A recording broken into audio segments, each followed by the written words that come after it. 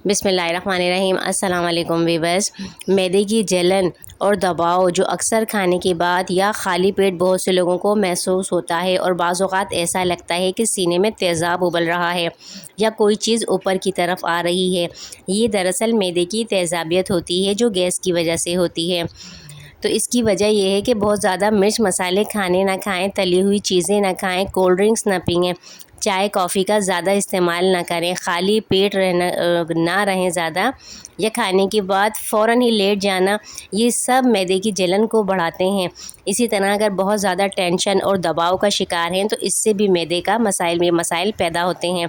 तो फ़ौरी आराम देने के लिए तो सबसे पहले अगर अचानक जलन शुरू होती है, इनमें से किसी भी तरीक़े पे अमल करके जलन को फ़ौरन कम किया जा सकता है। इसके अलावा सारा दिन आपने किस तरह शुरू से क्या क्या करना है कि जलन मुस्तकिल ख़त्म हो जाए और ये दबाव और मैदे पे जो भारीपन ये सब कम हो जाए, वो भी सारा दिन का जो प्लान है वो बताऊंगी। लेकिन इससे पहले इमरजेंसी में अगर जलन, ये दबाव और बहुत ज़्यादा मैदा फूला हुआ महसूस होता है, क्या करना है पहले वो आप सुने। जिनमें 1 गिलास नीम गर्म दूध में उबली हुई सौंफ और मिश्री, अगर ये डालकर फ़ौरन ही जो है, या उबाल लें 1 गिलास दूध में, फ़ौरन ही सौंफ को जो है उबाल लें और फिर उसमें थोड़ी मिश्री डालकर पीते हैं तो थोड़ा सुकून मिलता है। फ़ौरन सौंफ उबालने में टाइम लगे तो सौंफ का पाउडर बना के रखा जा सकता है जिसे ज़रूरत के टाइम इस्तेमाल कर सकें। इसके अलावा 1 गिलास ठंडा दूध या आधा कप जो है, 1 कप ठंडा दूध, उसमें 1 कप ठंडा पानी, इन दोनों को आहिस्ता आहिस्ता घोंट पिएंगे तो इससे भी मैदा ठंडा होता है। इसके अलावा 1 चम्मच अजवाइन और 1 चुटकी काला नमक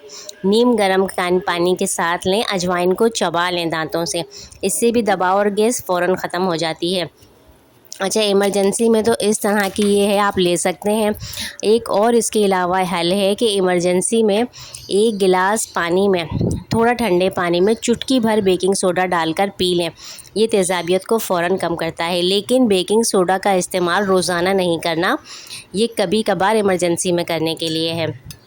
इसके अलावा मुस्तकिल इसकी जो एक, अगर आप मुस्तकिल ही इस मसले का शिकार हैं तो रोज़ाना जो है रात में 1 चम्मच भरकर सौंफ को आधा कप पानी में भिगो दें, साथ में चंद पत्ते तुलसी भी डाल दें। तुलसी के पत्ते भी पंसारी के पास आराम से मिल जाते हैं। सुबह इसको है ग्राइंड करें, ग्राइंड करने के बाद छानें और छानने के बाद जो है इसको पी लें। ये नहार मुँह पीना है नाश्ते करने से पहले, और ये पीने के बाद तकरीबन 1 घंटे बाद नाश्ता करना है। इसके अलावा ये सुबह में ये काम करना है और फिर दिन में जब खाना खाएं तो खाने के बाद थोड़ा सा अजवाइन जो है वो लेके चबा लें और फिर थोड़ा काला नमक भी लें और नीम गर्म पानी, हल्का गर्म पानी, तेज़ गर्म पानी नहीं और ना ही ठंडा, नीम गर्म पानी से ये चीज़ें लेनी हैं। ये हो गया दोपहर का और दिन के खाने के बाद।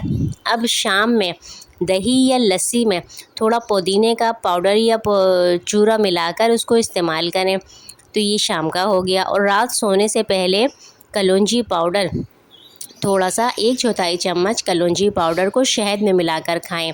तो इससे ये है कि दिन भर आपका रोज़ाना ये इस तरह से करेंगे तो फ़ायदा होने लगेगा। इसके अलावा मैदे को ठंडा रखने वाली ये ग़िज़ाएँ हैं, दही, लस्सी, खीरा, कद्दू, तोरी, पुदीना, धनिया, जौ, दलिया और हल्के फल जैसे सेब और केला, ये सब फल मैदे को ठंडा रखते हैं।